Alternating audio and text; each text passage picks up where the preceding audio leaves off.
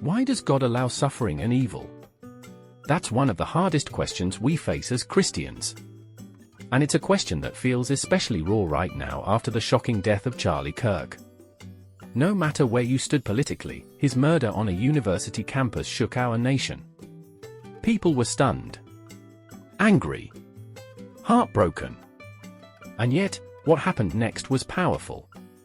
Christians across the country began to pray together, comfort one another, and even renew their faith. In the middle of tragedy, something beautiful was born, a reminder that God can bring hope out of even the darkest moments. So today, let's talk about it. Why does God allow suffering? Why does evil seem to win sometimes? And how can we, as people of faith, stand strong in the middle of it all? The reality of suffering.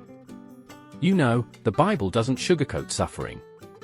From Genesis to Revelation, we see people facing pain, loss, betrayal, and tragedy.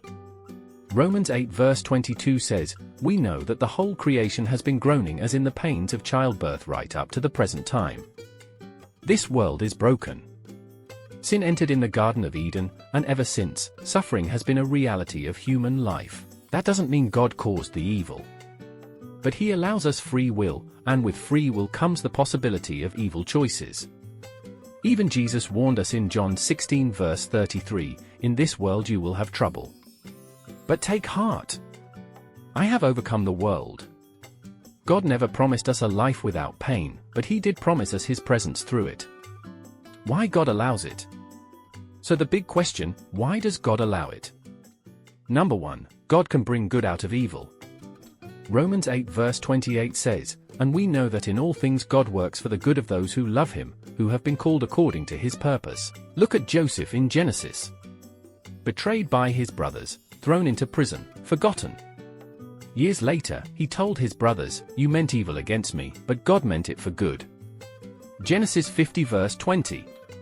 Number 2, suffering produces growth. James 1 verses 2 to 3 says, "Consider it pure joy, my brothers and sisters, whenever you face trials of many kinds, because you know that the testing of your faith produces perseverance." And number 3, suffering points us to our need for God. Sometimes we only realize how much we need Him when everything else has been stripped away. Tragedy reminds us this world is not our final home. There is eternity with no more pain, no more tears, no more death. Revelation 21 verse 4 promises that. And that hope gives us strength today. The Christian response. Here's the part that encourages me most, watching how Christians respond to suffering. After Charlie Kirk's death, instead of only anger and division, many believers turned to prayer. Churches held vigils. People who hadn't prayed in years began crying out to God again. Communities came together. That's the testimony of faith, that even in pain, we shine light. Matthew 5 verse 14 says, "You are the light of the world. A city set on a hill cannot be hidden." When evil tries to silence faith, God uses tragedy to amplify it. And that's what we're seeing, a renewal of faith rising out of brokenness. How we can find comfort. So what about you? Maybe you've lost someone. Maybe you're going through your own storm. How do you find comfort? First, lean into Scripture. Psalm 34 verse 18 says, "The Lord is close to the brokenhearted and saves those who are crushed in spirit." Second, remember God's presence. Isaiah 41 verse 10, "So do not fear, for I am with you, do not be dismayed, for I am your God. I will strengthen you and help you, I will uphold you with my righteous right hand." Third, surround yourself with community. Galatians 6 verse 2 tells us to carry each other's burdens. You were never meant to do this alone. And fourth, keep your eyes on eternity. This world isn't the end. For those who know Christ, death is not defeat, it's a doorway into eternal life. Let's pray together.